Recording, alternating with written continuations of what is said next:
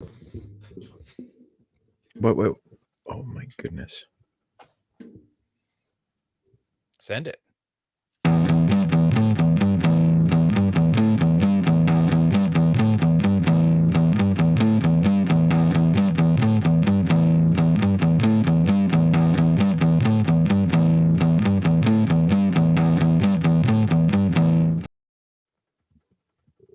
This episode of the Off-Road Podcast is sponsored by Warren Colby Valve and 4Patriots. Off-Road Podcast, episode 442, Snow Camp Trip Report. Tonight, Aaron has the hiccups, Coy can't shower, and Ben files a complaint against the local weatherman.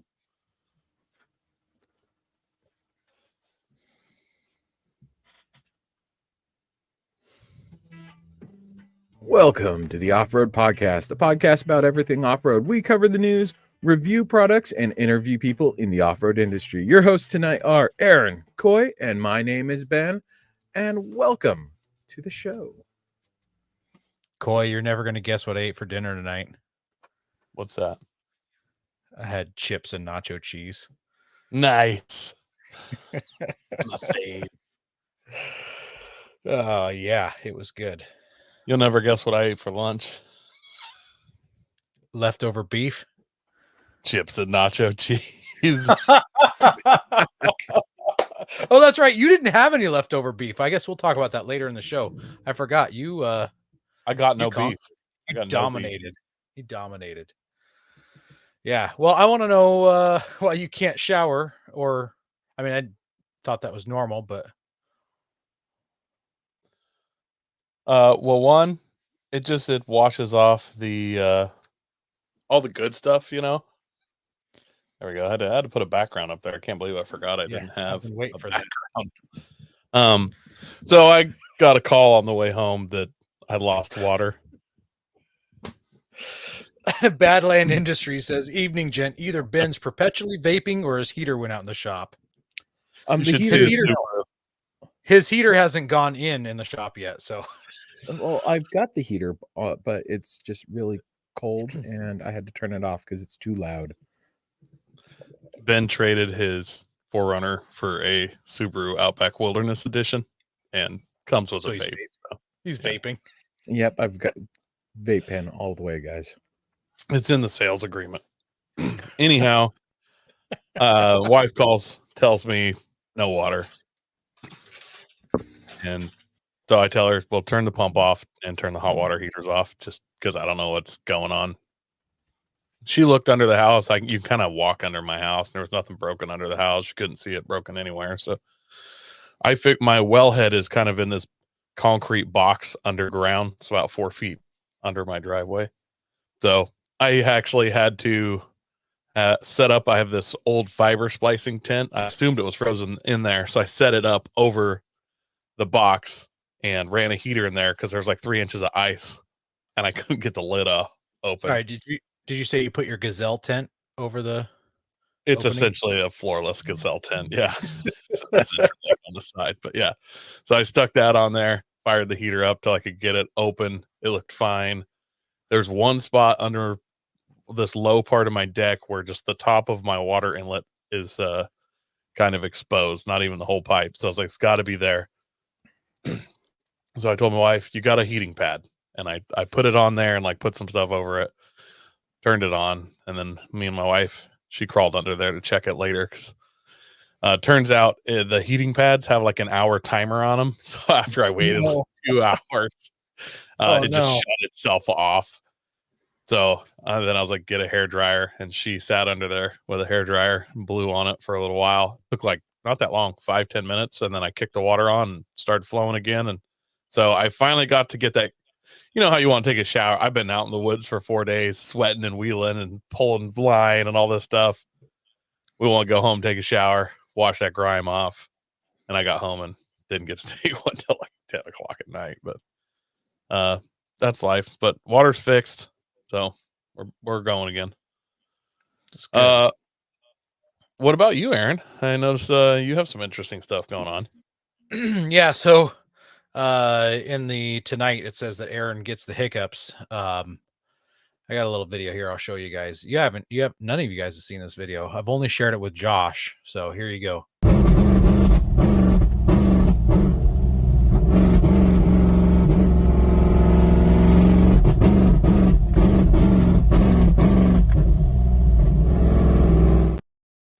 That's That's the worst a- anti-lag noise. tune I've ever heard. Yeah, that's enough of that. That's a 29-second video. I couldn't play the whole thing. Yeah, something's going on with my Nissan, so I'm ready to sell it. So I'm selling the Nissan. I'm done, Josh. I'm getting a Toyota Tacoma. I'm sick of this Nissan business. I'm over it. I'm body mount chopping it and getting some 33s. Body mount chop will do like the 4-inch lift, everything that it takes to get 33s on a Tacoma. I can't wait. No, I'm kidding. I'm just going to fix my truck. But after talking to Josh, it sounds like it might be my MAF. And I think I've had this problem before with a dirty MAF, but it's been so many years that I forgot all about it. So I looked some up on Rock Auto last night, and a good name brand one was $101 or something like that. So I'm going to get a good name brand one shipped to my place and swap it out. I've already cleaned it. This thing's got 160,000 miles on it. It's the OEM one from my Frontier. I confirmed that the Frontier and the Titan use the same one. Rick says get a Jeep. I don't know how to answer that. So it's Ben's turn to buy another Jeep. So Ben's in line for the Jeep thing. So I've already got one. It just needs fixed. that's true. You do. Yeah. So besides that, I went snow camping and wheeling with Coy. Yeah, I'm jealous. Just a little bit. You should be, because it was fabulous. But I saw you got to do some wheeling while we were gone. Yeah, You're getting a big blizzard. That's what we talked about last week. Huge blizzards coming. Yep. Getting ready for it? Yep. I filed a complaint with the local weatherman. All the stations, the so-called blizzard we were supposed to get turned out to be a trace amount of snow and really cold temperatures for the last couple days, and that was it. Yeah. So I did some web wheeling instead. I hopped on SnowRunner, and I hung out with Garrick and Nick on SnowRunner, and dreamed of that blizzard I never got. You want to know a cool blizzard story that I just found out happened to my dad and brother this weekend? Sure. So Is they Portland snow? no, they live in the Salem area like I do, Okay. and he's got just a regular Toyota pickup, and he's like, you know what, I'm going to Cabela's. Kids got some gift cards and stuff. We're going down there. He got a hold of my dad, so they head to Cabela's, and I guess just past Albany. It's actually just a sheet of ice, just like 3 inches of ice on the road. Semis in the ditch everywhere. But he just mans his way all the way down to Eugene to Cabela's. And they have a big sign on the door that says closed due to weather. Yeah. I was expecting that. Like, what are you thinking? What are you thinking driving in a... Yeah, call ahead. Yeah, because the Portland area got a nice blast of snow. We got 2 compared to inches. what I got. We got 2 inches of snow that froze and turned into compact ice where I live and all around Portland and Salem. Yeah. I'm still jealous compared to what I got, which was trace amounts and just some slick roads the morning of. And we got a 2-hour delay for school, and the kids didn't miss school, so I guess that's a positive, right? Oh, that means you got to drive, right? Oh yeah, I drove in it. It was fine. So Good. behind my house right here in the farm fields, it's just dirt basically, but there's that same 2-3 inches of snow that's just hard ice, doesn't even hardly break when I walk on it. I want to take my kids up there and force them to sled down it, because I know they're going to do 700 miles. They're going to go so fast. They don't even need sleds. Yeah. But I either have to aim it towards my house where there's a very new, strong, tightly strung fence. I'm pretty certain they'd hit the fence, or I have to aim for the bushes and it's like dead briars. Does it make me a bad dad if I do this? Or is this like, a character building event? Can they put like a face shield on and aim into the briars? I was thinking I'd throw a bike helmet on them. I think it's good. No school bus drifting. The roads are actually pretty decent around us. Raggle Fraggle says it's all fun and games till Ben deleted his cargo. Yeah, I deleted a piece of cargo on one of the missions we were playing. We're playing hard mode. We don't play that sissy mode that you played, Aaron. Played hard Yeah. mode. Don't worry, I'm fine with the sissy mode. I don't need to. I'm a My casual real life is very hard. Oftentimes, I like my video games easy. Like going there to escape, not be frustrated. No, actually, so hard mode on SnowRunners, actually, it's just managing your resources, and your winch doesn't work when you're turned over, and a few other things. Maybe I like to mismanage my resource. I mean, clearly you like to mismanage your resources. By Clearly. deleting your cargo. Steve says, hey, y'all, glad to catch this show again this week. That snow looks like a whole lot of fun. Hello from Florida. So I guess he doesn't like snow. Just stick around. You're going to see a lot of snow. Not just what we're talking about here where it landed in our cities. So yeah. But now You'll be jealous of the snow by the end. So we'll really test out how terrible the weatherman is. Tomorrow's supposed to be freezing rain. So we shall see.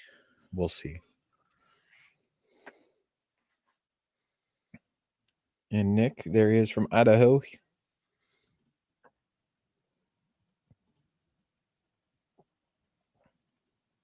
This Week in Review was brought to you by 4 Patriots. Have you ever been concerned with the shelf life of the food you take camping? Since you're a listener of the podcast, we know you at least keep some emergency food stashed in your rig. 4 Patriots sells a variety of survival food and equipment that pair great with the off-road and adventure lifestyle. 4 Patriots set up a special page for you at 4patriots.com/FRN so that listeners of the Off-Road Podcast can see this week's discounts and deals before they go away. And don't forget to leave us some feedback. You know, you can always hit us up on our voicemail at 605-SPOTTER, SPOTTER. Yeah, we're a little disappointed. We didn't get any voicemails this week, so you guys are letting us down. You got to get in there, call us up, say something funny. We'll play it on the air. It's going to be good. I mean, you can call right now, 605-SPOTTER. Leave us some feedback. Or if you want to send it the old-fashioned way, you can type us an email, offroadpodcast@gmail.com. Don't forget to leave a review if you haven't on our actual podcast. You know, Apple, iTunes, Spotify, all those. You leave a review, we'll put it on the air. We got a new one we got to throw in there. Josh says he left a message. We're going to play that one at the very end, Josh. And that one was coerced. We tied him down and held the phone up to his ear. So yes. We also want to thank our sponsor, Patriot Patch. Head over to patriotpatch.co and check out their selection of great patches, shirts, cleaning mats, signs, and stickers. You can also join the Patch of the Month Club for $15 and receive a patch, matching sticker, and artist proof each month.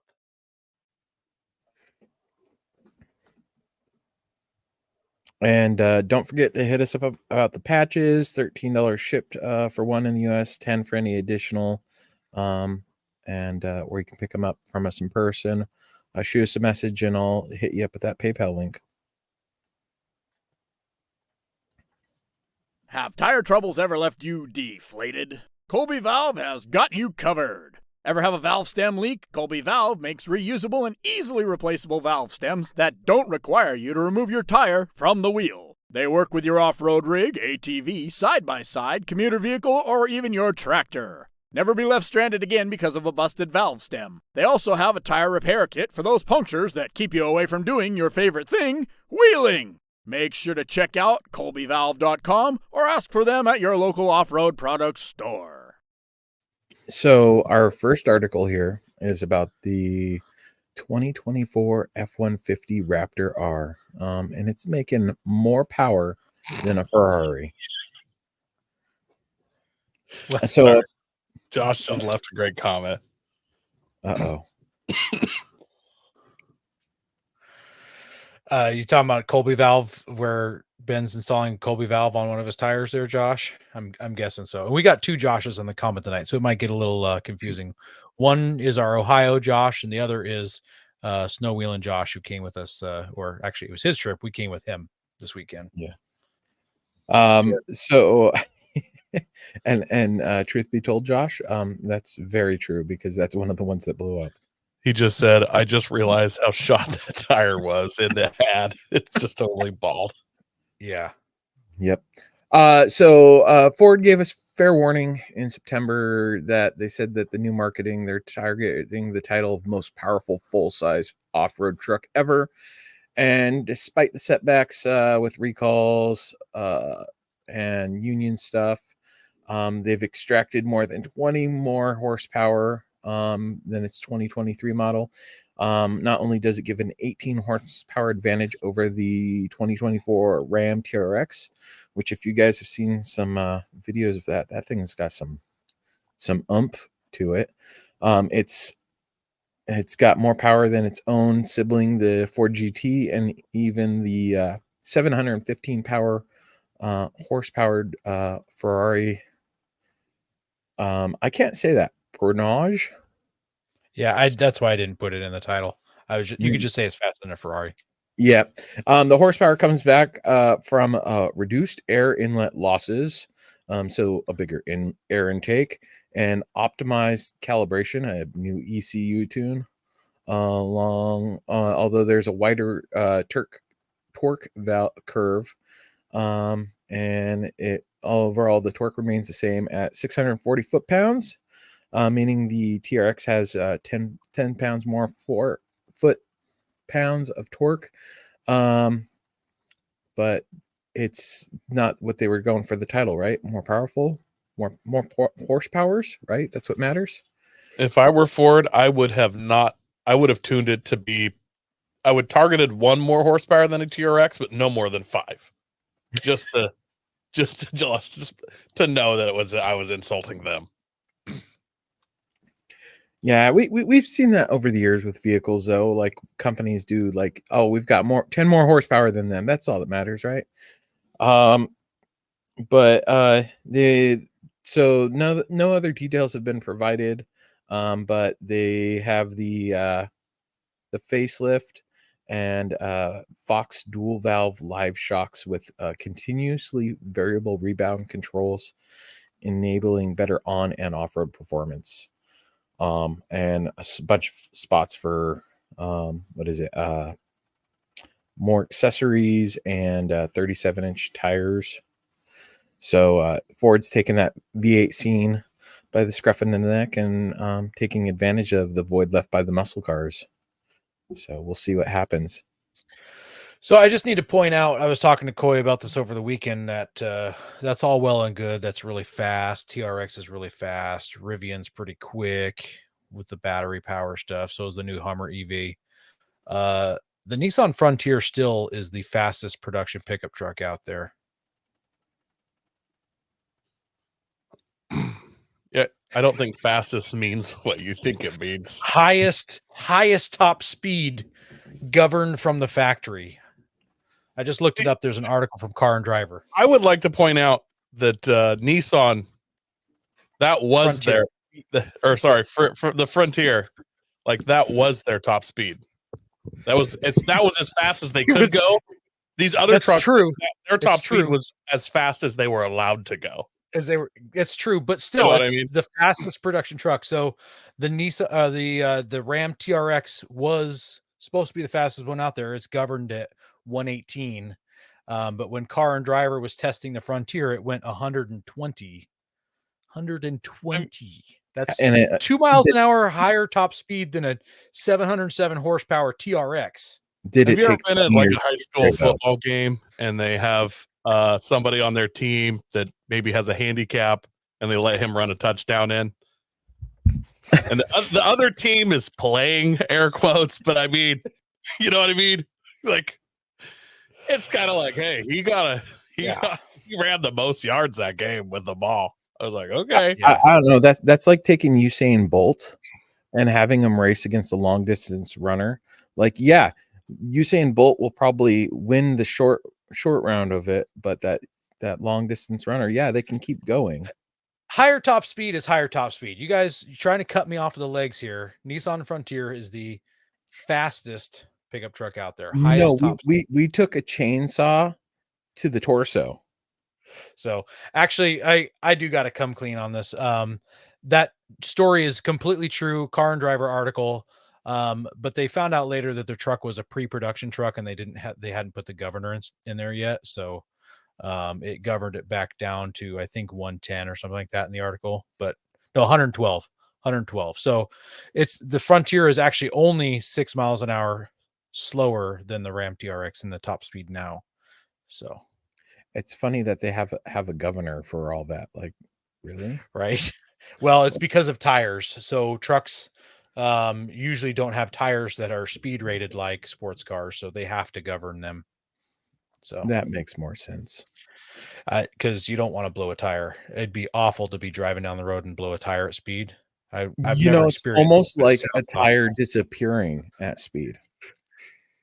That sounds also bad. Like While towing a driving down- trailer. Yeah. Yeah, while towing a trailer. Woo! On a freeway with other people around. Yeah.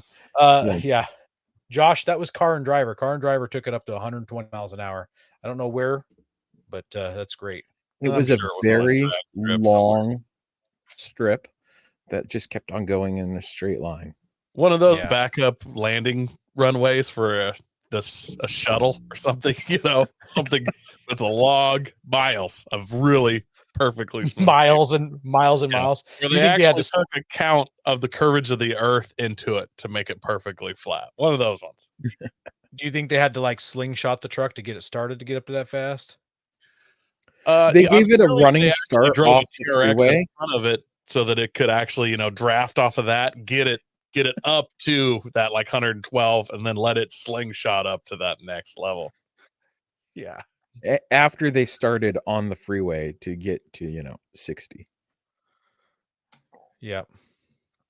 Go prepared with Warren Industries. They produced the first recreational winch in 1959 and lead the industry with their dedication to quality and reliability. When you dig yourself in deep, make sure you have the right tools to get yourself out. Get Warren equipped and go where others can't. Now, let's get ready for adventure and head into our main topic.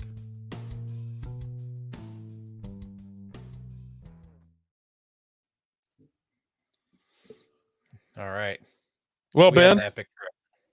I'm just gonna Look- go ahead and log out. You Yeah. guys have a great time. See you enjoy later. your talking trip. Thanks for coming for the first part. appreciate No, you here. actually, I've like avoided talking to you guys since you guys got back, just so I could hear about it with real reactions live on the show. I've live been on the avoiding show. talking to you for months.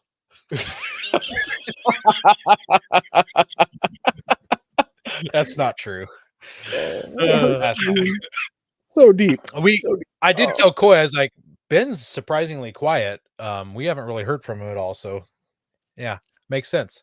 Yeah, I was like, Thur- I'd see you guys like post a picture in our chat group, and I'd just be like, nope, I'm just like, that looks fun. Nope, ignore it. yeah, we got Rick in the comments tonight here too. Different Rick than the one that came on this trip with us. He's been on other trips with us. Rick, you were invited. You were like, no, I need to be somewhere warmer. You missed out on the best snow of your life, sir. Best Best snow snow and of your maybe the life. best dinner you've ever had. Probably. At least And for sure the biggest. don't know how many years Rick has left. He's getting up there in age. So Yeah. time is getting short. Yeah, you can't drive at dark anymore and stuff like that. He's got to wear those yellow glasses while he drives to help him see gets the night drive. Get a pair of glasses. those HD glasses so that the lights aren't starburst as seen on TV. Oh my goodness. Oh, I'm sorry, Rick. We love you. We love wheeling with you. We love camping with you. You're a lot of fun, and you take the jokes really good. Yeah, no, we want to do Anyways, that. yeah, we did. I was sad you didn't make it. We left Thursday after work. We hit the road as early as we could. Got out of Coy's place. I got a 3:30. tune on my ECU like an hour. Oh before yeah, I left. yeah, that's right. Yeah, We have him coming on soon, but cemented tuning with he threw a tune on my FJ like immediately before I left. we didn't Oh. really talk about that. Do you want to talk about that at all now, or you want to save I'm- that till that episode? We're gonna save it, but I just thought it was I was a tiny bit apprehensive. Like I'm just gonna because from like race car world, like you don't just tune stuff and then 8 minutes later drive it for 4 hours. Like there's Yeah, But Send it. this is a little bit different, but I'm happy. I'm glad I did it actually. So Yeah. I'm excited about it, and we'll have them on in I think 2 weeks, so we'll talk about it more. Yep. So we left your place around 3:30. We had to swing by your house and grab your tent, and you had to take a dump and some other stuff. So left Coy's, and immediately he lives on the road that goes to the pass. So like within an hour, we were hitting the pass, and it was already compact snow and ice because it had been coming down for a day or two. It was kind of slick getting up. Everyone wanted to go slow, not too fun. There's a picture going through the pass right there. Was that from our first day going out on our head out? That's Coy? headed up. That was that's us on the uphill side heading over to the east side. First day. Yeah, there's a good amount of snow. People were driving super scared. We had no issue. But basically we did have to leave it in 4-wheel drive from when we hit this all the way out to our camp spot, because if it wasn't snow, it was ice. And if it wasn't ice, it was snow. I tried 2-wheel drive for a minute, and it wasn't the best choice I've ever made. Yeah. I was going to ask you, Aaron. So you were a little apprehensive, mud tires in the snow and stuff before we went, and you were like, "Hey, Yeah. I'm good at this speed." About before we got to the top of the pass, though, I noticed you're like, "Hey, can we pass these guys?" Like you were. That's true. You That's true. acclimated before I hit the peak of the pass. Like we had not even crossed one. So you feeling a little better about your mud tires in the snow now? Absolutely. So I mean, I've had not good experience. I mean, they were good for accelerating and maybe good for traction. I don't know how good they were in stopping in ice. I mean, if it was a sheet of ice, they didn't stop that well, but otherwise they had pretty good traction. And most people know mud tires do not have that 3-peak snowflake rating on them. So mud tires aren't the best for icy conditions. They don't grip. They don't have 4-wheel stop either. They don't. So, but I did get accustomed to it and felt way better. I was passing on our drive home. I passed a lot of people. So a lot of people. And then today I had to work today, and everything's a sheet of ice.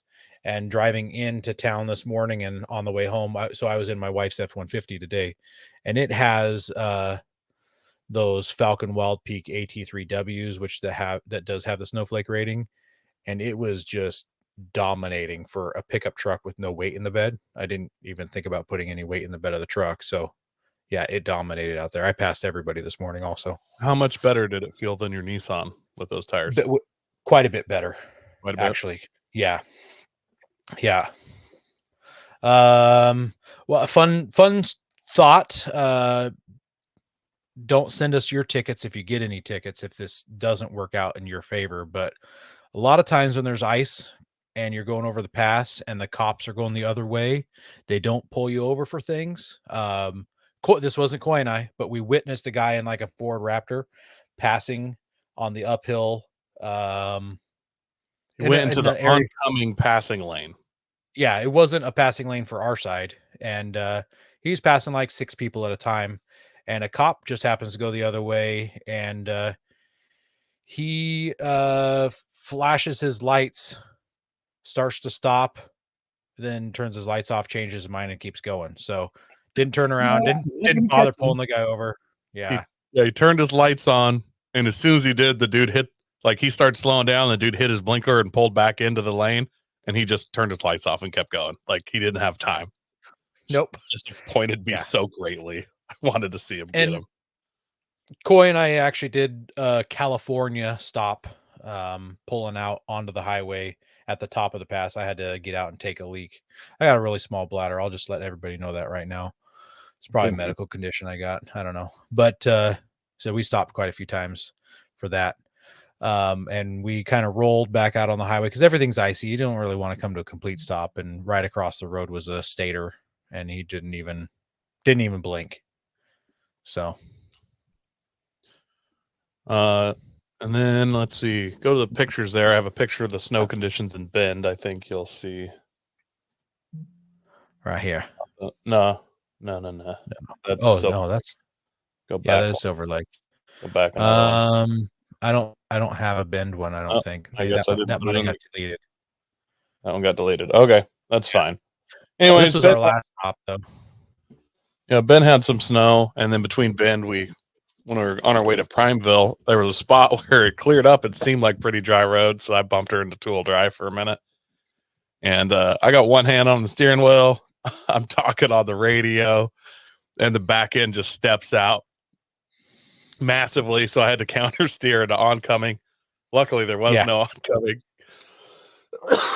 Then I had to get it back in the other lane and catch it going the other way, all while hanging my mic. I don't know why I didn't just drop my mic, but I literally hung it back up and pulled it back into four-wheel drive. I never put my second hand on the steering wheel. It's just a massive whoopee one way and the other, and I'm doing three things at once. Yeah. And then I pulled the mic back down, and Aaron's like, "Hey, what you doing there?" That wasn't on purpose. Staying four high. It's still pretty icy. Yeah, that was funny. I thought you were testing the road surface because you'd done that several times where you're like, oh, I'm gonna just go drive in this snowy spot, like you're getting bored of just driving a straight line. So you pull into a snowy spot or an icy spot and you tap your brakes, you give it a little wiggle. That one when I'm in the snow, I like to see where all the traction's at for sure. Just like, is it better off in the fresher? Like that way, if there's an emergency, I kind of have an idea of which way to steer. But that one was not planned. Yeah, that one was a lot wilder than the rest. So Coy led us most of the way. I figured he's got a little more experience with the bigger mud tires, and I'll just let him lead. And something happened with our directions on getting to camp. Not sure exactly what happened, but Google took us to the back side of the lake instead of the side of the lake we needed to be at. And we're just kind of driving along. Oh, and at some point I passed Coy, still on the same road. We're driving along, and off on the other side of the lake, I see a campfire. I'm like, there's no other people out here. I think we're going the wrong way. Coy's like, no, it's showing us going around. It's going. It's a good way. Not so sure about that. And I was Rick. I was like, and then all of a sudden the spotlight comes out and shoots beams across the lake and hits us. And I'm like, yeah, let me get on the radio. And I get a hold of them on the radio, and they're like, yeah, you're on the wrong side.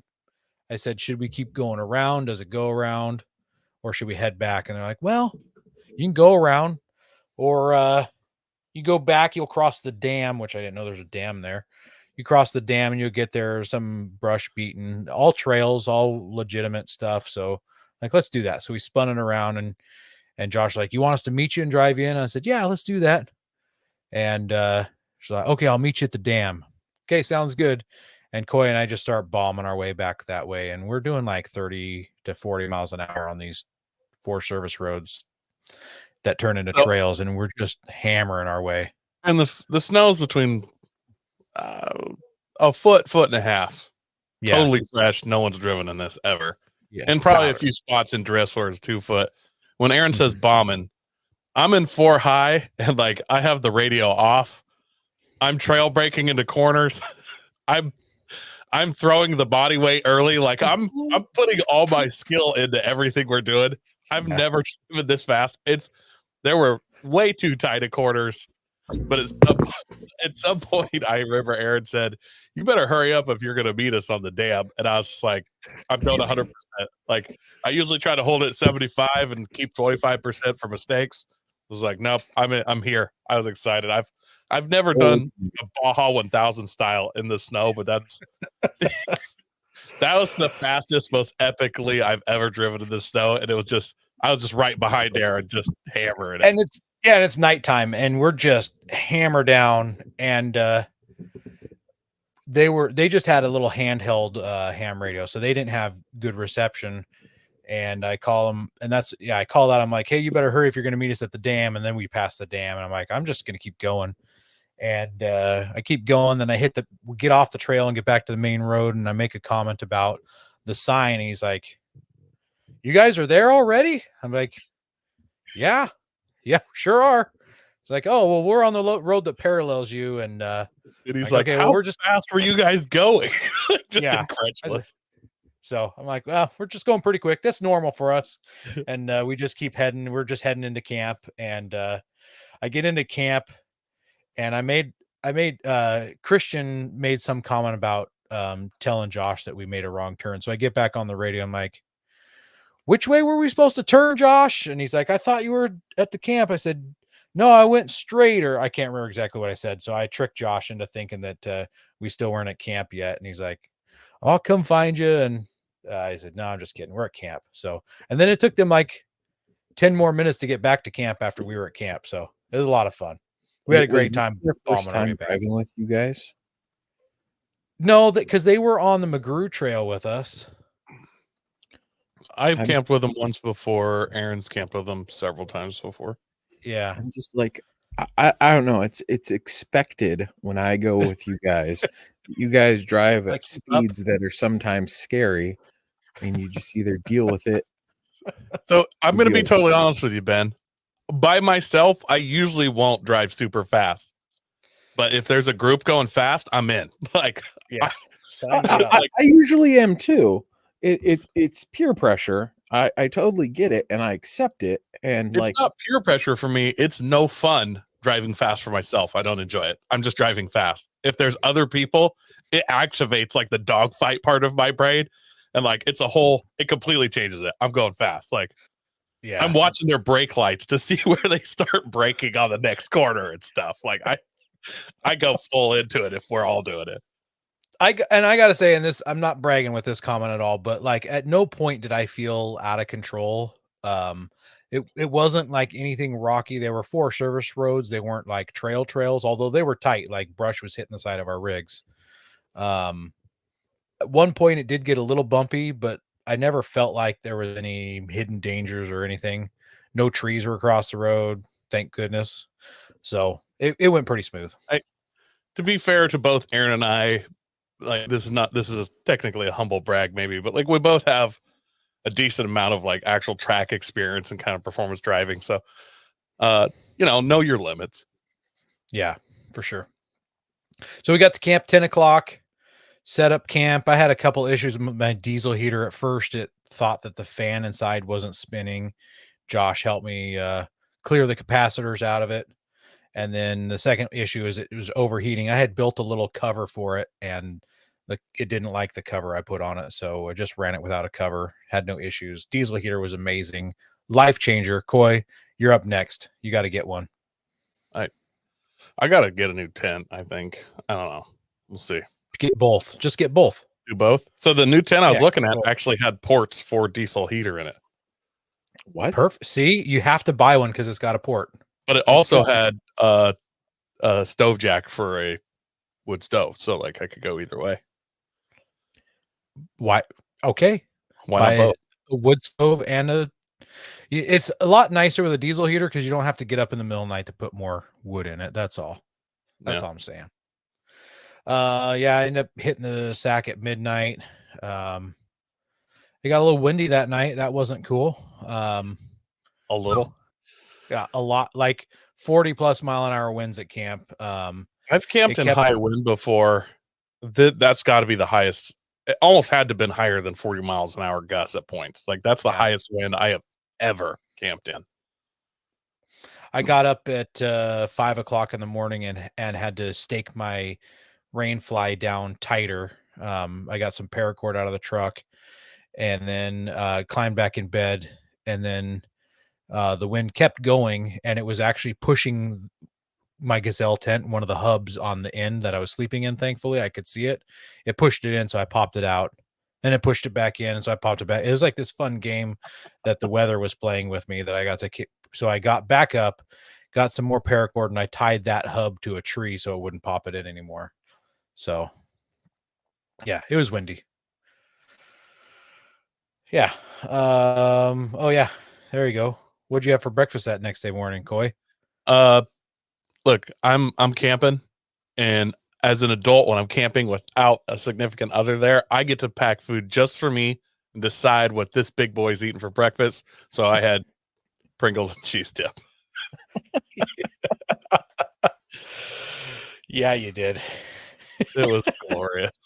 So I'm Yeah. gonna guess that your fancy friends weren't there, right? Which fancy friends? What do you mean? Oh, the trips we've done in the past where like we have Jeremy and Rick and all that. This we was usually- not like a fancy cook. I didn't bring anything to cook other than like brats and Mountain House. Like that was the most. I wasn't cooking in freezing weather. Like it's a pain, and just I didn't want to bring all that stuff. Yeah. We finally, after everybody woke up, Cody likes to sleep in. So once everybody was awake, had breakfast, get our rigs fired up, everybody's aired down. And then Coy liked to play this game of how do I get in my FJ that I locked the keys in while it's running. It's a fun game. You I can see don't in this know picture. how I did that. I've always been super careful about not doing that. I got in it. I fired it up. I just leaned in. I plugged my phone in. It was unlocked. Like I just opened it. And then I kind of slung that door closed. And I was walking around the other side to get some stuff out of the passenger seat. It's locked. I must have somehow, when I leaned in, bumped the lock button. And it usually won't let you lock it with it running and not somebody in the passenger seat or in the driver's seat. But since I was leaning on it, I must have tripped the sensor. Or Yeah. I don't know how I did it. Like it's difficult to lock. Yeah, But it is pretty difficult. They have lots of measures in place to prevent that. Yeah, I've never done anything like this. I don't know how. But luckily, when I flung the driver's door closed, I weak-handed it, so it wasn't a full latch. It was just that first click, which gave me that extra half inch or whatever. I went and grabbed a plastic wedge that we were using for splitting firewood, slipped it in the door, and there was a piece of wire up in a tree. I had Josh stand on my hand, and I pushed him up into the tree. He untangled the wire out of the tree, and that's what they used to. You guys ended up hooking the door on the door latch thing, right? Yeah, I originally had I have a whip CB antenna, and it has like a quick disconnect, and I was trying to push the window down, but it wouldn't. I couldn't get it. I could get on it, but the antenna would bend. And then Rick, one of the other guys camping there, was like, I've done this before. Let me show you how to do it. And I'm not kidding. Once we did what he said, it was 30 seconds later we were in. So Yeah. he was something before he was an electrician. I don't know what it was, but Rick's always been something. Yeah. He's the one in the yellow cap here in this picture looking through. Well, then we went wheeling. Best snow wheeling of my life. I've never had more fun wheeling in snow than I did on this trip. And we'll explain that in a little bit, what made this that good. But the type of snow, the area we were driving in, just it was a good time. Why don't you tell the day wheeling story portion, Coy? Walk us through it. so this was just the driest, finest powder I've ever been really close to, if not the only one other time can I think of wheeling where it was such a dry powder. And on the Cascades, our side of the mountain, it's almost always wet. It's pretty rare we get a dry, really dry snow. So even though snow wheeling's my jam and I've got hours and hours doing it, I've only got a few trips in dry snow like this. And I mean, we over here, we've all termed it Jeep commercial snow because it's that snow where you're bombing. There's explosions of snow over the hood where you can't even hardly see where you're going. We all dropped down. You want to show a video of that? Should I play a video? Yeah. Let's see here. I think it's this one.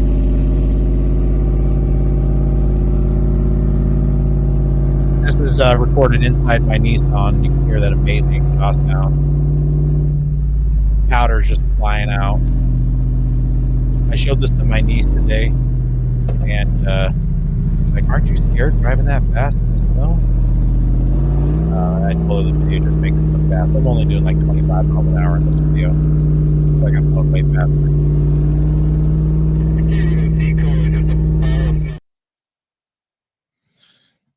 do you have the one where I'm videoing you from behind to show how your truck disappears? There's like a snow tornado. Let me find that one real quick while you keep telling the story. So when you're going 20 miles an hour, 25 miles an hour in this powder, like it's like a snow camouflage. Like it's just a tornado of snow moving from behind. You cannot see any vehicle. I could offer you $1 million to tell me what vehicle that was, and you'd have is engine note. Like it's hilarious. Rick is making fun of your Garmin GPS unit. Is it from the 80s? It's not a Garmin, actually. It's a TomTom. You're probably familiar with this, Rick. He got it at Car Toys in '93. But ouch.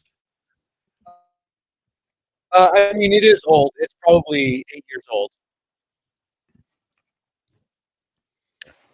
Yeah. while you're looking, we wheeled up to Fremont Lookout Point, and it was a great experience. As we got closer to the point, there was actually spots where it was blowing in drifts. So on this side of the Cascades, wet snow doesn't drift really as much. So I haven't actually experienced that very much, but it's kind of thin woods up there. So you'd be driving in 1.5 feet, maybe 2 feet of snow, no problem. All of a sudden there'd be 4 feet of snow for 20 feet. You'd have to get through or go around or whatever. So that was interesting. We got up to Fremont Point, and it was literally, I would say, a sustained 35-mile-an-hour wind with gusts above that, maybe 50. I don't know. I'm going to interrupt you a little. I'm going to interrupt you a little bit here and share this picture. So we talked about these snow drifts, and yeah, they'd be piled up, and you get high centered on them, and you got to be careful because they'll just pull your muffler right off your truck. So you can see in this picture, there's my muffler in the snow right underneath the back of my truck. My truck got really loud, and then I got high centered, and I backed up and went forward, and it was still really loud. And usually when that happens, like the muffler's just loose a little bit, but it just came all the way off. Thankfully I didn't run it over or crush it. So, and that happened on the very first, day. So I've been running without a muffler on my truck ever since. And it sounds so good, as you could tell from that video. It sounds really good, but it also gets tiring. I think I got that video uploaded here, Coy.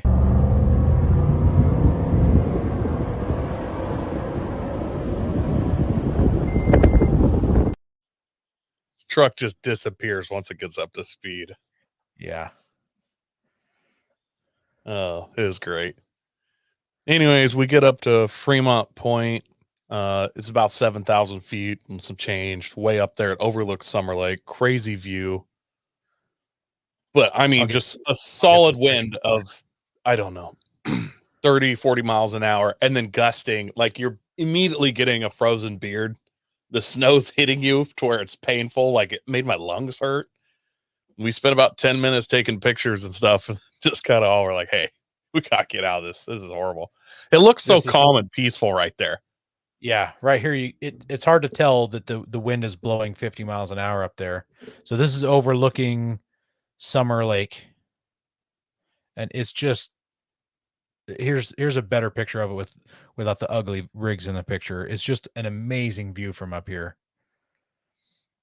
It was yeah, the pictures look good, the views, yeah, we're both squinting in pain here. Like look how my hood is inflated. Coy's not that big. His jacket's all inflated because of the wind blowing through his clothes. Yeah, it looks like my hand got cut off. That's weird. It's in your pocket. Yeah, I know, but it looks so an awkward photo. Yeah, so Coy lost his hand on this trip. Yeah, I was looking for that video. Did you mention the antenna array? Oh, not yet. We haven't got there yet. So Mark says it looks miserable. I wish I could have been there. Yeah, Mark, amazing time. It was painful, but was awesome. So from there, then we wheeled to Dead Indian Mountain, where there's an antenna array. From the road we were on, where they were like, we can maybe make it this way, but we're not sure. There's less snow this year than all the years they've camped there before. They've never actually made it up to these 2 points because we've had a low snow season. Just this last week, it dumped snow.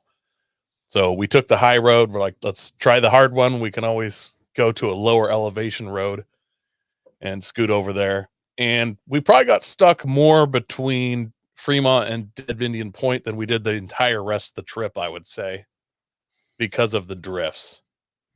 And we fought that for probably a good hour. We'd make it, I don't know, 600 feet stuck in a drift. But we kind of had a system going where we were, depending on how we were stuck, the guy would jump out and you'd stay in, or you'd jump out and hook it up. And when a guy would get stuck, a lot of times there's a drift that you could drive around. And so he'd pull you through it. Like, we had a good system going. It was going fast. Yeah. We had to winch twice, I think. Not very much. I was stuck pretty good, and I had to do a long winch. Actually winched Aaron out because he got stuck, 80 feet in front of me. So I pulled him back towards me a little, then winched towards him, let some line out, had him pull ahead, and then winched towards him again. And that was probably my longest winch. It was a pretty decent one. Well, we had all your winch line out, and then I had, rather than digging out a winch line extension, I just grabbed my tree strap. I didn't have all my winch line out. I wasn't quite on my last wrap.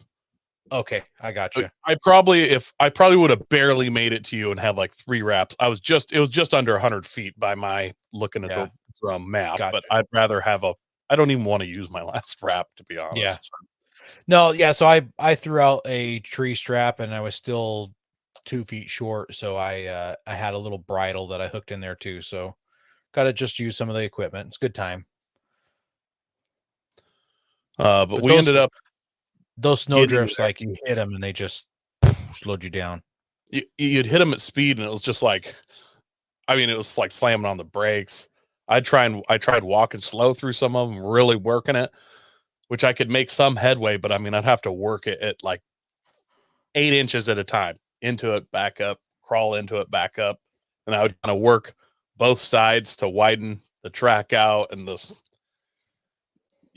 was slow going, but for snow wheeling, not that slow. We made it through, and all of a sudden we just hit this point where the snow changed, and I don't know what was different, but there was no drifts. And the last couple miles there, it's the driest snow I've absolutely ever been in. For sure. I was in 4 high for a good section of it, just pinned. I was breaking trail. It was as fast as my truck could go, breaking at least 2 feet of snow. So I'm doing probably 25 miles an hour, but it takes a lot of power to break trail, but just explosions of snow. I wouldn't know. That must be a 6-cylinder thing. So I never had a lack of power. So it's a breaking trail thing, so you have to actually be in the front, Aaron, to know what's like.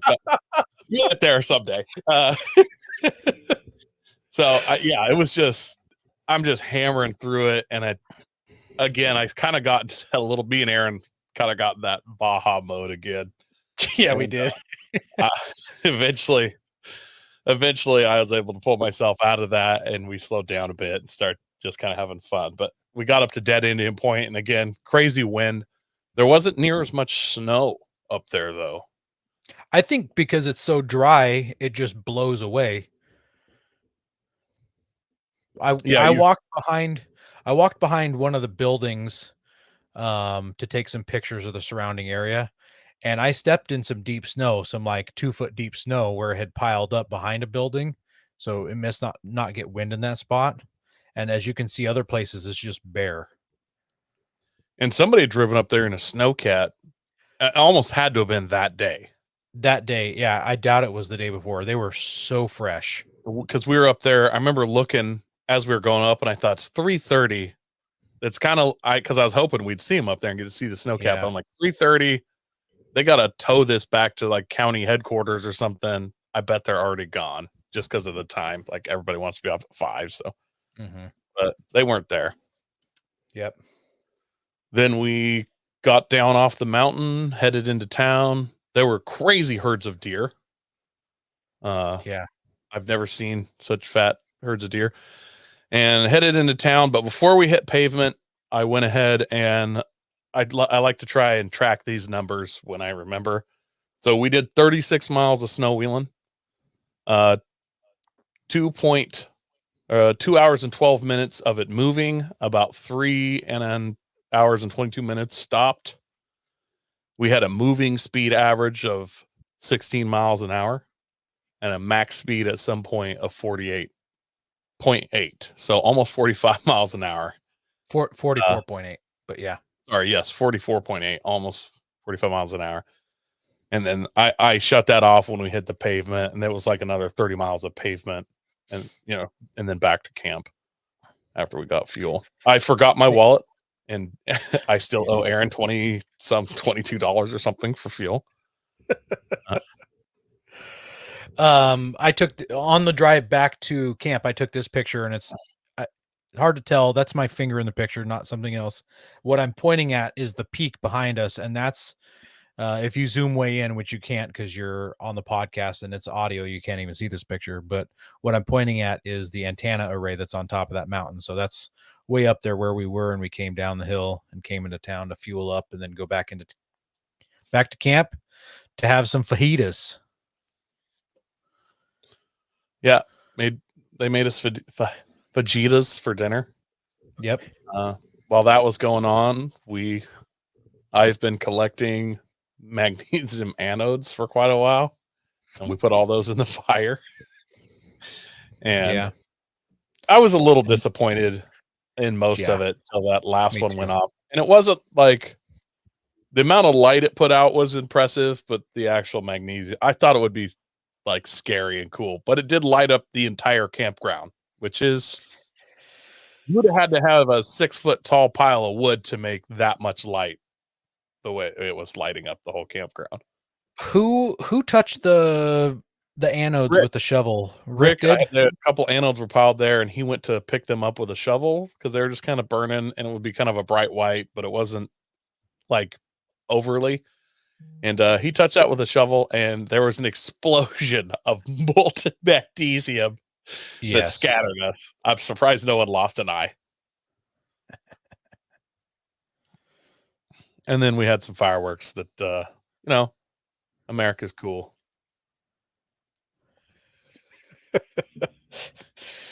Yeah. Rick says he loves Tanner- fire. Just so you know, Rick, it was approaching 25 pounds of magnesium. Unknown how pure the magnesium was, but pure enough to light up an entire campground, and you couldn't really stare at it very long. Here's a picture of our fire ring and some of the logs that we were using for burning.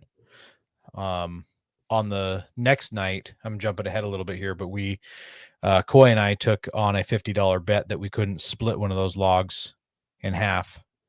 And of course, Coy and I split the log in half. My hands are still sore. Like I can't grip things very hard.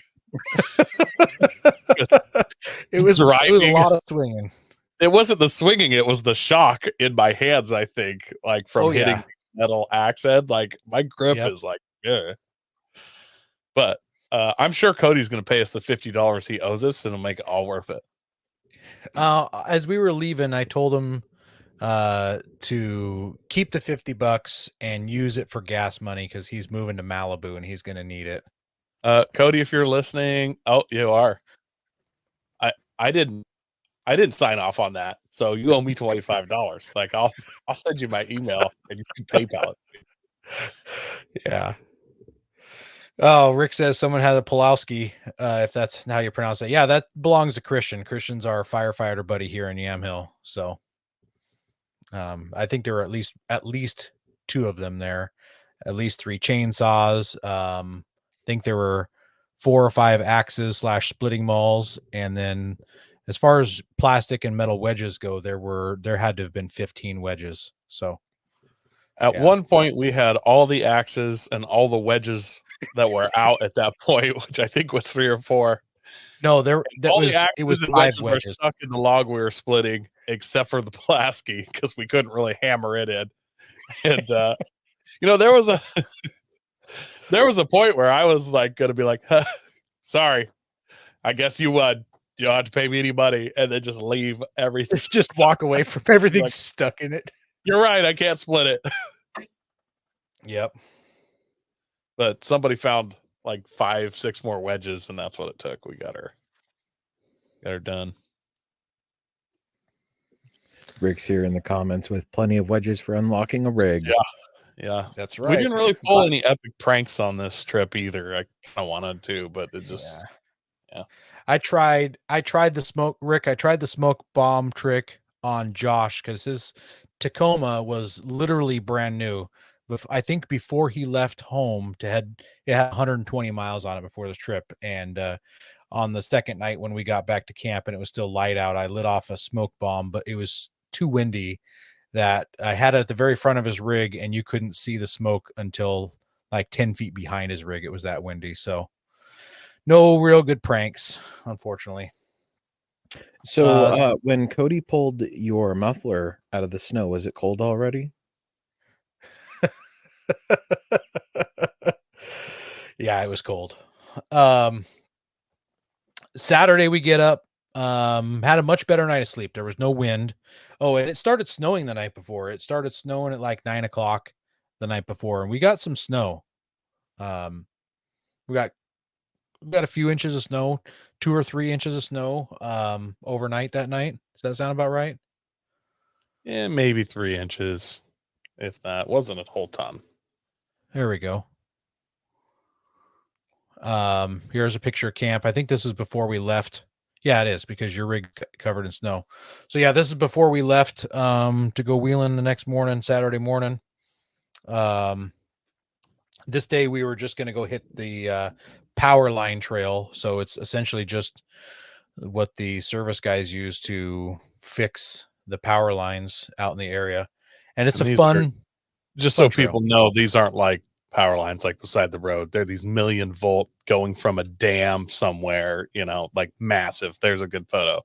These are massive steel structures and each one of those power lines is like 6 power lines or something. There's a big bundle of them. So you only see 3 lines, and the noise they made from all the snow hitting them, like you're under it, and it's just making this it noise. was humming. It was. I humming. started wondering if having my giant 109-inch CB whip antenna while driving underneath it during a snow, like I can see where it reaches through the snow down to a giant metal lightning rod, maybe. But I had thoughts. Yeah, it's recharging you. That's how electric vehicles are going to work in the snow, right? Yeah. So we got quite a few pictures of us driving in that area. This was a lot of fun because usually power lines don't just go across the easiest route. They go in the straightest line, which is up and down hills. And there were some good hills that we had to go up and down. I ended up also, so I'm going to talk about my Nissan here for a second. So when I did the Titan swap, one thing that you lose when you do the Titan, I should say the VK swap, the engine swap, you lose the ability to use your overdrive button. So my shifter, my automatic, has a 1, 2, 3 and drive, and it's a 5-speed auto. If you want to use 4th gear, you press the button on the shifter handle itself, and it's a momentary switch that turns it on, and then you push it again to turn it off. Well, for some reason, when you do the engine swap, you lose that button.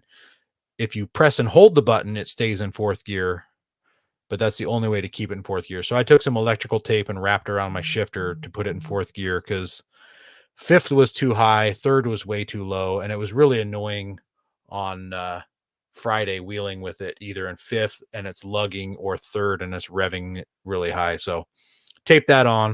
I'm gonna have to find a better solution than electrical tape. And Josh will come up with one for you. Yeah, there we go. I'll talk to Leroy Engineering, see what they can find for us. Tell us about the Powerline Trail, Coy. It was a lot of fun. There was a significant amount of hill climbs. I think we all started out at that like 5 psi, or at least as soon as we started doing any hill climbing on that trail, we were in that 5 psi range. I was actually running 5 and 4.5, 5 in the front, 4.5 in the rear. And then Cody, he had a Jeep. We kind of were, you'll go on these power line trails and they run under the power lines, but since there's usually two structures, there'll be side roads sometimes that kind of go off and back in, but sometimes they just dead end at a structure. And we whipped over and had to all turn around. And then Cody's Jeep, I'm not 100% sure, but he hit a rock some way, somehow, I'm not sure, and popped off the bead both sides, front side of wheel and back side of wheel. Ouch. And we just made a hill climb. We're top of a hill. Again, it's snowing. It's like blizzard conditions, very cold, and had to rebead that. There you go. We're all jacking it up. I got to bust out my my trailer valet homemade high lift jack there. You kind of see it next to that shovel. It's actually a tongue jack for a trailer that I've used as a slider jack. But he had a spare we could have put on, but we jacked it up and then did the old starting fluid and a lighter trick. I think we got a video of it here somewhere.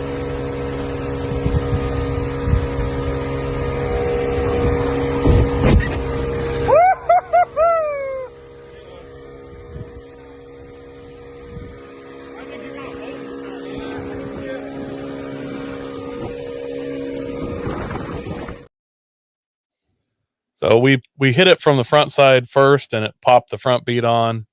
Then it dropped. I don't know if you've ever done it. But basically, you spray ether or some other highly flammable chemical into the tire that's debeaded. I put air on it so that if it does pop, it will hopefully catch it and finish seating it. And then if it's not super windy, you can just use a lighter and then turn your can of ether into a flamethrower towards the bomb you just put inside the tire, or you can some guys will spray a trail on the ground and stuff, but it was super windy, so I just gave her the old flamethrower trick and and shot it in there, popped it, and we ended up having to light a torch just because it was so windy. I couldn't get the lighter to stay lit long enough. Popped around to the backside, popped it on, but it lost air. There was some ice in the bead and stuff. So we kind of moved our jack situation around and jacked it enough that we could spin it around and kind of cleaned everything off, put the air on it, and the bead caught, filled her back up with air, ran it up to like 50 PSI to really get it seated back in. And he drove a little ways and dropped her back down to 5 PSI. And he didn't end up having to put his spare on because his spare wasn't a matching spare either. Worked out good. Yeah. It wasn't a matching spare, and the wheel was a different offset, so it was good that we got this one because it may have been funky driving with a front tire that was different. Did you mention? I was reacting to some comments here. Did you mention about the high lift jack on the front bumper, that it was just there to stabilize, that your jack was doing all the work? I didn't. His high lift jack it didn't want to jack because it's a high lift jack and it was frozen and all that. But we could run it up and lock it in place, so we're using it as the world's worst jack stand, essentially. Exactly. So we're supposed to be more dangerous than a Harbor Freight jack stand. Yeah. So we're using my my homemade. It's crazy that everyone who looks at my homemade version of a high lift is like, "Wow, that's so much safer than an actual commercially produced one." So. Yeah, we used mine to do the jacking and then use that to kind of hold it at a different level, since you don't usually bring jack stands with you, so just to try and make it a little safer. Your jack looks very similar to the taller jack. Is it similar but just welded differently? Coy made his own. What is Coy a made taller his own. jack? It's the same thing you make, but somebody makes it commercially. Oh, yeah, I made this at least 5 years ago. I mean, if I make it, it's just a trailer jack with I don't know what you call it. There's like on a tongue of a trailer, you can pull a pin and there's a round pipe with 2 holes in it, so you can have it locked in a down position or locked in up position. I bought a 5,000 pound weight or capable weight tongue jack, and then I made my own adapters that fit on the side of that round piece and pin it. You can kind of adjust the length of it and stuff. I've got $120 into it, maybe. So Totally worth it. then we wheeled quite a ways farther, and then we had kind of I don't know if you call it a ravine that the lines crossed. So they weren't 100% sure if we could make it. So I dropped down into it to see how it was going down. It wasn't too bad going down. And then the other side was actually quite a bit steeper.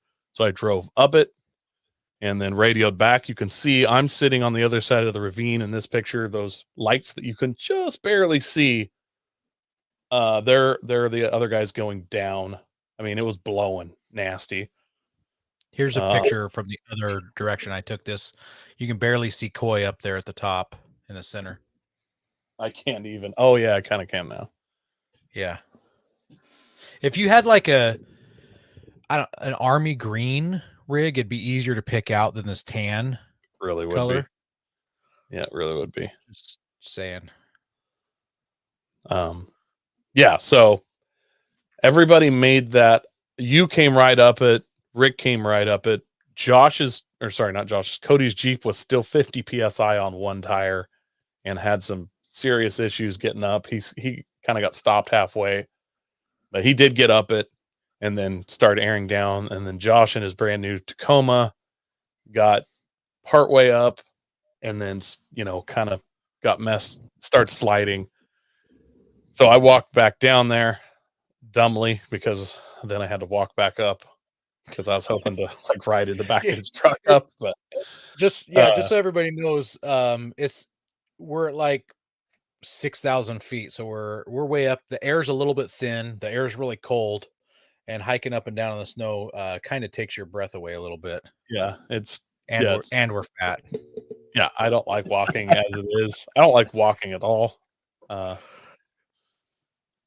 He decided his truck literally at that point had 250 miles on it, and I was trying to talk him into off because when Cody went up it spinning a bunch, it kind of iced over the track. I tried to talk him into putting the tire off in the fresh stuff, but his truck's literally brand new. His wife was with him, and we all know how you wheel when your wife's with you versus when you're alone. You're definitely not in track mode. You know what I mean? So. You get yelled at a lot less. Yeah, your internal wheeling stuff is on eco or highway mode or something. When your wife's not there, you bump the track mode button in your brain. At least my wife. I don't know what goes on inside of Josh's truck, but at least my wife. So he tried once and then was like, "I'll just meet you guys. We'll go around and meet a different spot." And then he backed down. You got a couple videos of this too. Yeah. I'll play one here. I think I haven't seen these.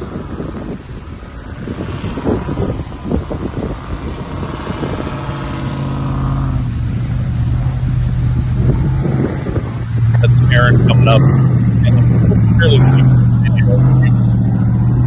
map. That's legit steep. Yeah, videos and pictures just don't do it justice. And then I haven't seen this one either. This is Josh coming up. This one's really quick though. It's a short one.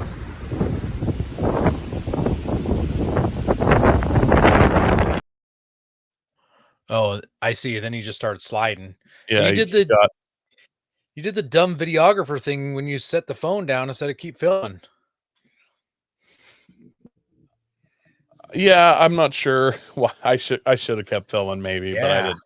I immediately was like, I think I wanted to grab the radio and say something to him, or maybe I started walking down there while you guys all went over and just sat in your trucks and were warm while I hiked way down this stupid hill. Yeah, just the choices you make. Clearly smarter than me. Why don't you take the rest of that, Aaron? I don't remember. That was about the end of it. We finished wheeling the Powerline Trail. We went back to camp to check on our snow load of our tents. Yeah. We finished wheeling the Powerline Trail, and we're like, let's get back to camp because it's been snowing a lot. We're gonna go check on our tents. Oh wait, hang on a second. Though there was on the way back, we visited. I took the lead. That's right. I'm like, hey, there's a lake out here. It's called like Buckaroo Lake or something like that. I'm like, I want to go see Buckaroo Lake. So I'm like mobbing, leading, fresh powder, a lot of fun. Missed the turn for Buckaroo Lake. That was when I was actually filming. I was filming, so I missed the turn. So we all turned around, or some of us who went past it, and we got to Buckaroo Lake and had fun there. And then we're still heading back to camp. And Coy, you found something, a little treasure. Yeah. On found one me of the side trips. found me a watering hole. And Yeah. turns out there's still water in the desert, even after they complained about it drying up. So you could tell it was water. I drove on it just a little bit and then was like, it's making some crackling noises. Maybe this is deeper than I thought. And I started backing up and then it dropped me right in. What? So I had to get a little winch action there. I think you have a video. Is that the other video? I was wondering. That one. Maybe that. Oh, here it is.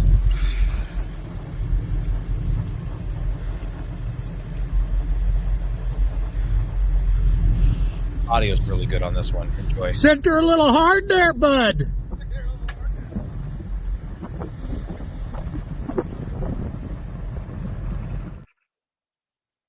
Easy recovery. Yeah. It was a good time. You know what video didn't get uploaded, Coy? Let me see if I can find that one too. The 3, 2, 1 go video. I'll see if I can find that. Swore I uploaded that. That was on the Powerline Road. There was a spot, like I say, in these Powerline roads, they'll kind of split and come back together and dead end and stuff. There was one that split and then came back together. And Aaron was on one side and I was on the other. And we were both kind of getting it.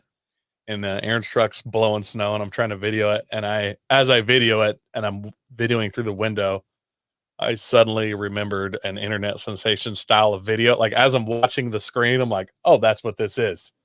So I did the 3, 2, 1 race video and I absolutely smoked him. Like it wasn't even close. It wasn't even close, huh? Yeah. Nobody told me I was racing. There was no radio call like you blinked. Hey, you blinked, Aaron. Obviously, I can tell from the video that I've seen of this before that you saw the camera was on. Here we saw. go. Here's the video. 1, 2, 3, go. Oh, this is a very edited version. We're missing like the first 10 seconds of that video where I'm clearly way ahead of Coy and the powder's just blowing all over the front of my truck and I'm having a great time out there. Yeah. Yeah, I cut it down a little bit just for the show, but yeah, there's a one where you can tell Aaron's we're both moving pretty good. Yeah, that was pretty fun. How did I get over there? And how are we on different side tracks? I don't know. Anyways, we're both on road, by the way. We're not off road. We're not treading lightly. We're on 2 parallel roads that ran next to each other. So, then we went back to camp and checked on our tents. And I didn't upload any of the I only uploaded 2 photos. Here's Coy's tent, and you can see it's got some snow on it. It's actually bowing his tent. Yeah, if you look at the front of that pole on the front of the tent is permanently bowed. Not quite as much as that, but after I got the snow off, I did damage it a little bit. Yeah. Thankfully, my Gazelle fared much better. It had like 3 inches of snow on top of my Gazelle. And so I walked over and I grabbed a hold of the corner of my Gazelle to shake the snow off. And just by me touching the tent, it collapsed. You just touched it and it just folded in on itself. Yeah. So this is a picture of me climbing inside, and I literally I couldn't push it up. I had to get underneath it with my shoulders and stand up underneath it to get all that snow off. It's so funny. Yeah. It was a good time. And then we went to Cowboy Dinner Tree. Did the Oh, hang on. Before we talk about Cowboy Dinner Tree, Okay. that day doing the power lines and all that, we did 53 miles of wheeling. And this is not counting driving to the Cowboy Dinner Tree, any of that. This is just wheeling miles. So 53 miles wheeled. We had a 14.9 mile an hour moving average and 42 mile an hour max speed somewhere in there. That's Koi's max speed, by the way, not mine. Yeah, yours was 48. What were you gonna say, Ben?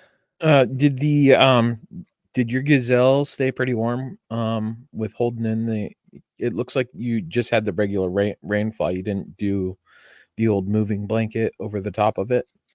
I didn't know that was a trick. I actually heard about that on my drive home. Listened to another podcast, the Budget Overland podcast. Our A friends moving over there. blanket? Yeah, Yeah, so so with the Gazelles, how the tops are, they're very open. So people take a moving blanket and put it over the top to help insulate it just a little more. So I've used this trick before, but I don't know why you'd use a moving blanket when Mylar heat reflective blankets exist and they take up the size of a wallet. And then when you're done with it, you can just crumple it up and throw it away. yeah, that'd probably be even better. That's Yeah, all probably. I've ever used. I've got a Mylar blanket that's not that's reusable. It's a thicker, like a 1/4 inch thick. Yeah. Yeah, I have one of those as well. Like And tarp thickness, I'll yeah. put I have that with a moving blanket that I put over just because the moving blanket has that weight to kind of help hold it down if wind comes under. So yeah, mine. I didn't do any of that, but mine was staked down so hard, and so my Gazelle is the T8. So, mine. Let me see if I can find a picture up higher. I think there was a picture of our camp up here.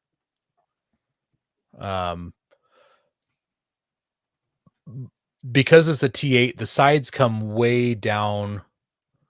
I don't have a good It picture doesn't in really here. show. But yeah, I've The seen the sides come T8s. way down all the way to the ground, and so I had it sucked way down because of the wind. So that's about it. But it was warm. I had that diesel heater on either 1 or 2 out of 10, and it cooked me out on 2. So plenty hot.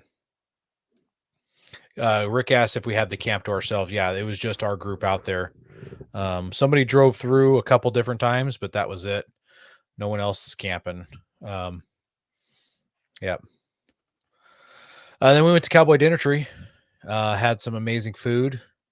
Coy and Christian talked to a nice gentleman in the gift in the whatever you call that gift store. And I'll get to that in a minute, Cody. And then we had amazing meal. So if you don't know what Cowboy Dinner Tree is, it's this restaurant you have to make reservations for in the middle of Oregon. You can't just show up and expect to get fed. It's a historic like chuck wagon and bunkhouse for cowboys, or, was for a bazillion years, essentially. Yeah. Yep. Since the Roman times. And you get two meal choices there. You either get beef or chicken. And if you order beef, it's like a 32 to 36 ounce steak. And if you order chicken, it's a whole chicken. And it comes with all the fixings. It's a baked potato, beans, salad, rolls, and all those things. Baked potato, beans, salad, and roll. I guess not baked potato, but salad, the beans, the rolls. It's unlimited. They just keep bringing it to you. If you want to keep eating it, they keep bringing it. The best ranch dressing I may have ever had since my childhood. You can tell it's homemade.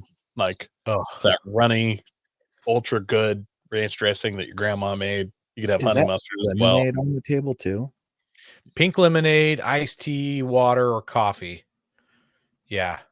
And it's in a quart mason jar. They literally give you a quart of liquid to drink, not like some little tiny cup. So it was really good. And then they top it off with some strawberry shortcake at the very end. And then they give you some bags to bring your leftovers home in. Yeah, so it start you out with salad. I think we all had at least 2 plates of salad. Then they bring out then they bring out the cowboy beans, which is kind of like a runnier baked beans with chunks of steak in it, I would say. Is that a good? Yeah. Yep. Then they bring out the rolls with that and this tubs of whipped butter and their homemade like sourdough, just amazing rolls. Then they bring out your potato and a steak the size of your head, and we all chomped on that. There's kind of a view of the outside. Yeah. It's real. I mean, the building does. I'm not gonna lie, the building feels like it's gonna fall down.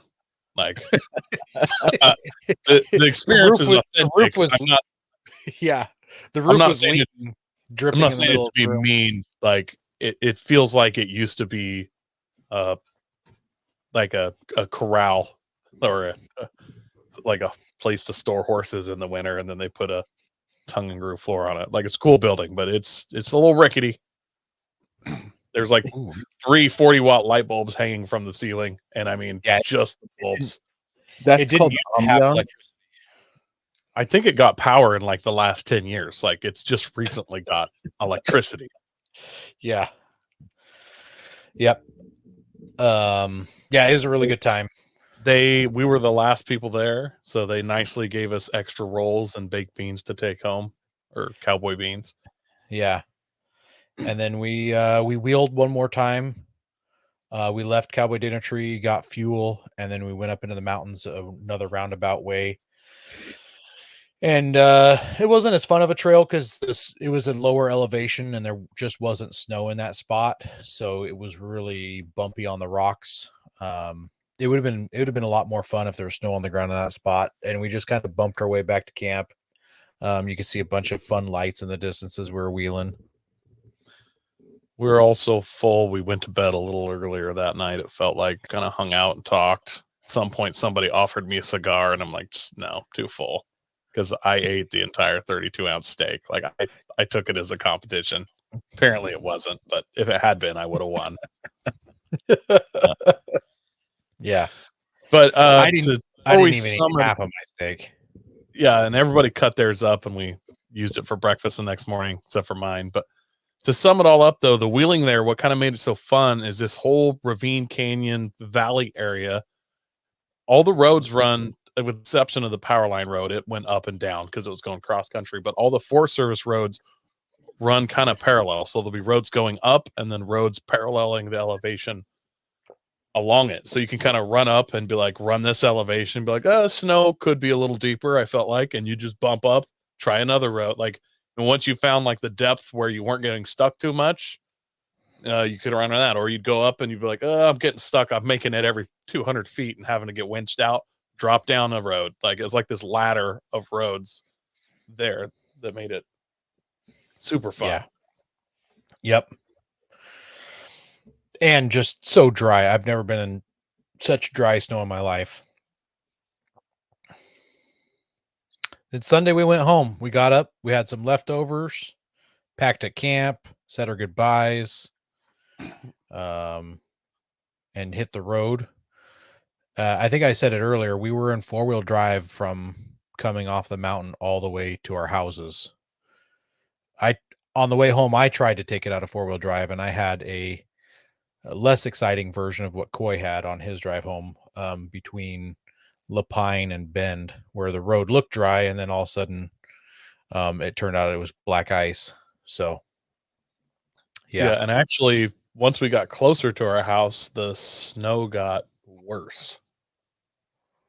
Or I shouldn't say snow. The ice, it went from snow to more snow with ice on it. Like, yeah. So the last 40 miles was the worst of the whole thing, really.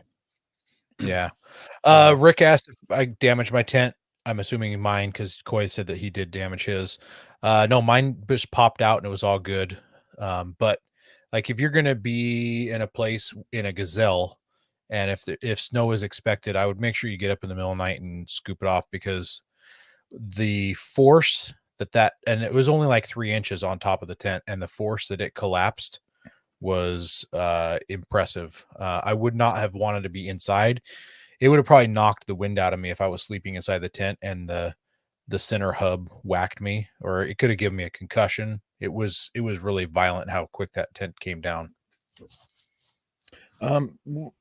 You said you'd get back to Cody's comment there about people at camp. Yeah, so that's actually that's actually Sunday. So I'll still get back to that. So yeah, so Coy and I drove home. We hit Fort Rock on the way home because it was only 7 minutes off the highway. So here's a picture of Fort Rock. If you don't know what it is, I think how it was explained to me is it used to be a volcano and it all eroded away except for like a mostly intact ring. And the Native Americans actually used to set up camp inside of it during certain times of the year and live inside of this ring of mountain cliff. Kind of cool.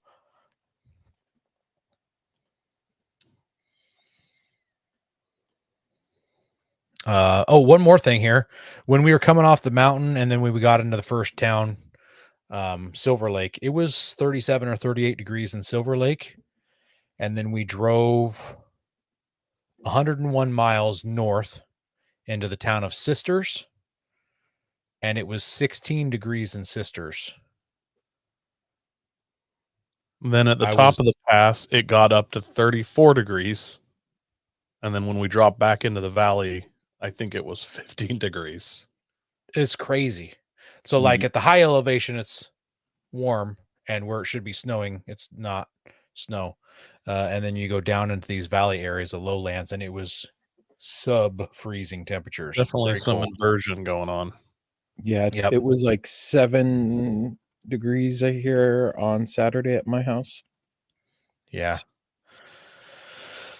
So back to Cody's comment, I called Josh after work today because they stayed one more day. They stayed longer than we did. And I said, hey, what was it like on Sunday? Where'd you go wheeling? What'd you do? And he said, oh, we went to the other side of the mountain, wheeled over there, some trails that we hadn't been able to complete before. They'd done some night wheeling in the area, and they lost the trail, so they couldn't keep going. So they did it in the daytime, and they found it, and sounded like I had a pretty good time wheeling. They're on the backside of the lake, things like that. And then they got back to camp, and they shooting some guns, sitting around the campfire, hanging out, having dinner. And apparently off to the side, Rick said, how's it going? To somebody as they're walking into camp. And Josh is like, who's he talking to? Because there's nobody there. So apparently they didn't hear any vehicles pull up or anything.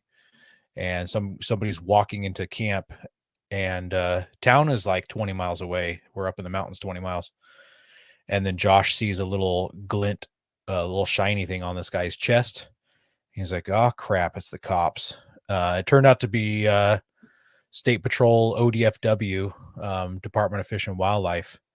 And someone had called and turned them in for possibly poaching up there on the mountain. So how anybody knew that we were up there, why someone would call us in for poaching, I have no idea. There's no one around. There's no ranches around. There's no homesteads, no nothing.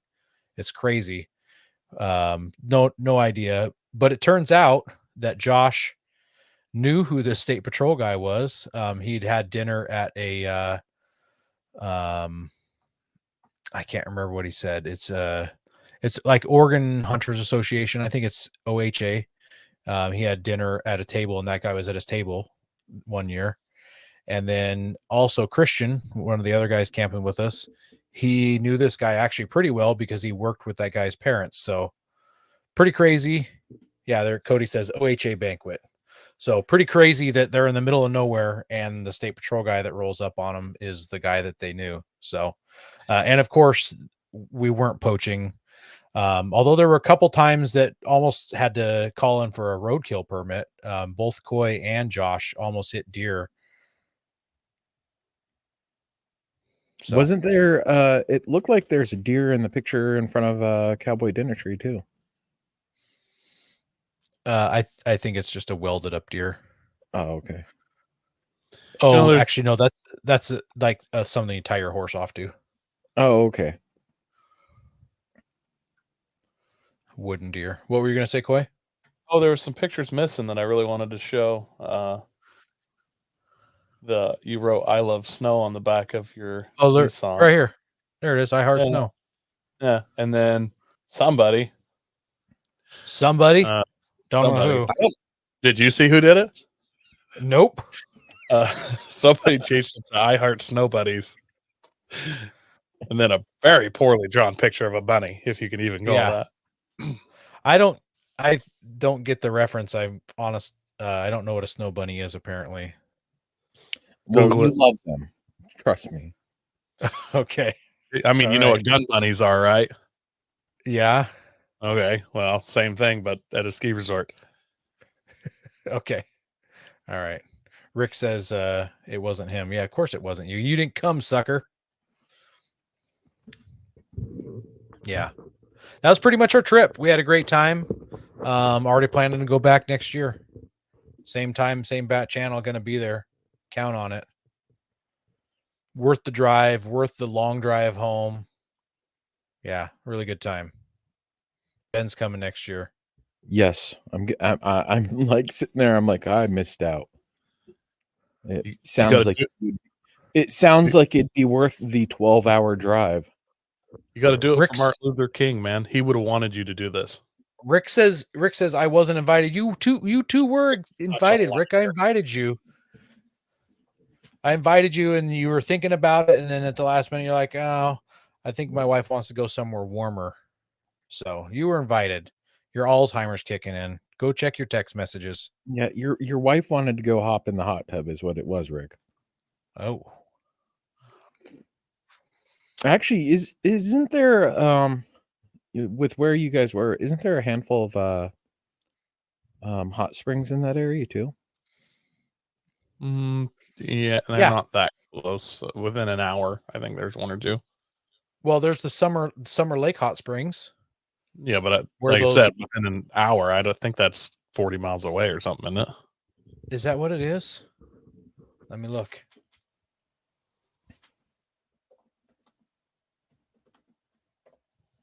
And then the Heart Mountains a ways. Yeah, Heart Mountain would be quite a bit farther. I guess from there to Silver Lake is a little bit of a drive here. It is it's 44 miles on the highway from the hot springs to Silver Lake, the town. So we there's a group of 3 guys that were eating dinner behind us, and they were staying at the Summer Lake Hot Springs. They were kind of wowed that we were snow camping up on top of the mountain in this weather. Apparently, they were quietly talking amongst themselves, and they were wondering which one of us was going to eat their whole steak. And I'm happy to report. I did not disappoint them. I didn't know that. That's hilarious. Yeah, apparently, I think it was Christian said they were kind of at one point. I don't know if they're talking shit, but I don't know if they're talking crap, but they definitely were, of a different lifestyle than more of a in town person. And Well, and you they were definitely wanting to accomplished eat your an entire goal. steak. Well, you're crazy. You camp in the snow, right? Of course you'll want to eat it. You need those calories to keep your body warm. Well, we I we're kind of assume joking behind their back also, and we were like, I bet you they all they got the drove a chicken. I bet you they drove a Subaru. And when we went out in the parking lot, the only vehicle out there was a Crosstrek. So I'm curious. I always love asking this question when I hear about people going to Cowboy Dinner Tree. How many people got the chicken? None. Exactly. I think one of the guys from that group beside us had a chicken, didn't he? Oh, I didn't notice, I guess. It's I think possible. one did have chicken. I'm not 100% sure, but I remember thinking I saw one. Yeah. I'm glad to report that they stereotyped us and us them, and they were spot on, and so were we. So Yeah. Yep. Stereotypes are real, folks. at least some of them. Next week, guys, we are planning to have on West Virginia State Senator Mark Maynard. So be sure to come back and check that out. Yep. I just saw him on social media. and he had one of the Duke boys signing his car. Apparently, he's got a General Lee that he owns. So pretty neat. We'll have to ask him about that when you have him on next week. And we want to thank everybody for listening, especially those of you who are tuning in live, chatting in the comments. It's really good having you guys there. It's a whole lot of fun getting these comments. We appreciate you guys. Make sure you're sharing us with your friends, helping us grow. Go give us a review, give us some feedback. Don't forget to call 605-SPOTTER. We got a few voicemails we're going to play during the credits of the show here, right? Yeah, so don't hang up at the end, or don't turn this off. Yeah, it's a great trip. And God bless America.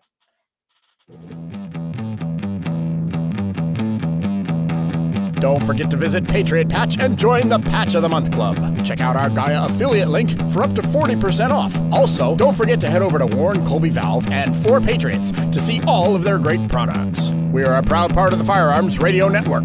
Got a question or comment? Send it to us through our Linktree account or by searching for Off-Road Podcast. Also, you can listen to us live at overlandradio.com Mondays at 7 p.m. Pacific. When off-road, please remember to have fun, tread lightly, and be safe and courteous. Thanks for listening. Hey, Aaron, your exhaust just fell off just a little ways back here. I think Cody's going to grab it. Okay, bye. Hey, excuse me. It's Coy. He passed me. I'm playing in Blizzard right now. It is absolutely awesome. Anyways, we're on our wins. I think my kid's going to blow apart. And, yeah, 2 Valhalla. Yeah! Yo, it's Aaron and Coy. We're up in the mountains of Oregon. Having an amazing time getting stuck in the snow, winching, bubba roping, falling down, ripping off mufflers. It's amazing up here. Hope you all having a good weekend. Yo.